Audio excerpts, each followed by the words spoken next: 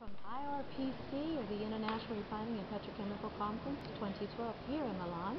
With me today is Michael Lane, Secretary General of CONCAWE. Mr. Lane was educated in Hampshire, England, has a chemical engineering degree and a long history with ExxonMobil. He's speaking today at the International Refining and Petrochemical Conference. I'm speaking as Secretary Director of CONCAWE. It is the Oil Companies European Association for the Environment, Health and Safety in Refining and Distribution. He is a fellow of the Institution of Chemical Engineers and a a chartered environmentalist. Welcome to IRPC, and thank you for being with us this morning. To start off, we were talking about safety this morning, and of course, everyone in the international refining and petrochemical business looks at safety. But you mentioned something most important today is in the leadership in getting them into a systems program. And you mentioned CARE today to our distinguished audience. Can you share with our viewers on hydrocarbonprocessing.com what CARE means? What do the fundamentals should be in a safety program? Well, let me start by saying that CONCAWE collects the safety statistics for the European refining sector. And the sector is one of the safest industries around and is still improving. Having said that, it isn't good enough yet. It can get better still. And for me, one of the key challenges is around leadership and leadership skills. And this isn't just the refinery manager that has to be a good leader. Every supervisor down to the first line supervisor also has to be a safety champion or a safety leader. And when I was at ExxonMobil, we developed a simple acronym to help remember what are the most important aspects of leadership, and we called it CARE. And the C stands for commitment. You really have to be genuinely committed as a safety champion or a safety leader to make a difference. Action is the A, and that's really about getting stuff done. It's no good just sitting in your office and writing memos exhorting people to better performance. You actually have to go out there and do things and make changes. R is for either resilience or resolve, but basically you can never give up. And even if you've got safety where you want it to be, i.e. extremely good, if you turn your back on the workforce and they forget about it, you'll be right back where you started in a very short space of time.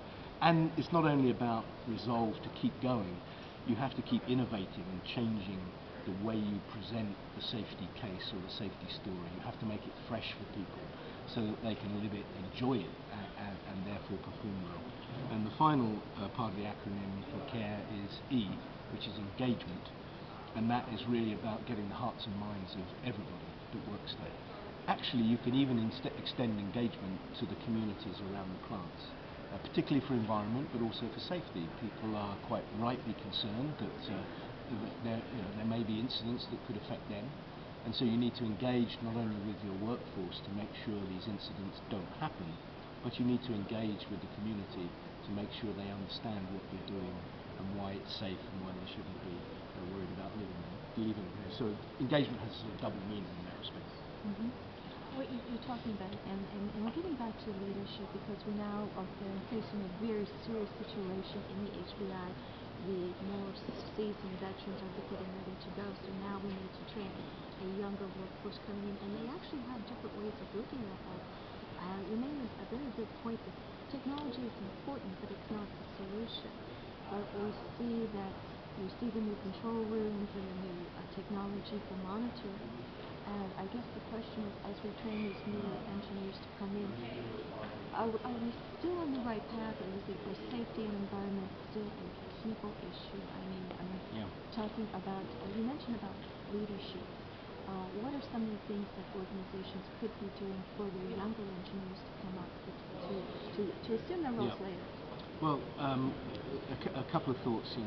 Firstly, something we didn't really talk about this morning, but some observers say, well, if you're cutting costs in a refinery and you're trying to reduce maintenance costs, you can't maintain or improve safety. I don't agree with that. And back to your point about management in a new generation, when we look around the sites, often usually in fact, the safest site is also the most cost competitive. And the lowest maintenance cost with the highest maintenance reliability.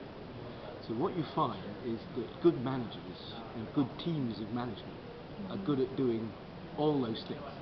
And therefore, there is no inconsistency between a high safety standard and a low cost. They're two aspects of good leadership or management. Having said that, I think there are special aspects of leadership and management that are required for safety. And it is really the human dimension. My fear is that as younger, high potential managers come in to run facilities, they, as I did actually 20 years ago, I assumed that the technology and the safety and environmental management systems took care of all that stuff, and that we designed out hazards, or that we had proceduralized hazards to be properly managed, and that the human aspect would be managed by the people themselves or by their first line supervisors. I learnt the hard way that that wasn't the case, that you need this strong leadership flowing throughout the organisation, and it takes time to learn that, and it's rather intuitive. So what I was trying to do when I was at ExxonMobil was to work with a team to what we call bottle the leadership experience, bottle the skill, and actually turn it into something that could be taught. Now, of course, you have to learn through experience, but you can be taught an awful lot to accelerate that process. So what we were trying to do was come up with a simple formula, like the CARE program, that would enable people to just fast track their leadership abilities to be able to manage safety. I'm listening with you and I want to go to